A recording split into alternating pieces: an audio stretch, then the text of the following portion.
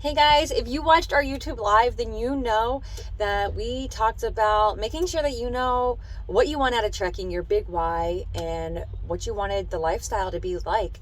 And that's because we were going through that ourselves. And I'm here to let you know we are moving out of our 2023 Volvo that we named Betty White. We've loved Betty. We've put hot water in it so we can have a sink, or you could use it as your shower. We have a Murphy bed. All of these things we've super loved Betty so much. We're so grateful for the opportunity to have this nice truck. But the schedule just wasn't working as well for us, and we came across a opportunity that we could have a more regular route in a schedule. So we'll most likely just be driving to Orlando, Florida regularly and having a regular routine and schedule, which is just going to equal more greatness and more great videos for you guys so that you can really see how good pay, good miles, and a good truck can do for you, and how you can really work it to your advantage.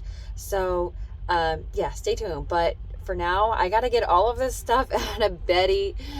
It's going to be a lot. Y'all are going to laugh. It is so much stuff. And then get moved into our new truck. And let me just say, we had to eat some humble pie. God served us up some humble pie. We are going back to a International. It is a brand new International. So our truck's cleaned out. I want to encourage you guys, if you are quitting or switching trucking companies, do it with respect, integrity, and dignity. That way, you know, just leave the truck in better condition than what you got it in, and take the time, clean it out, deep dive, get all of the crumbs and hair and dust and all of that stuff that is left behind from living in the truck.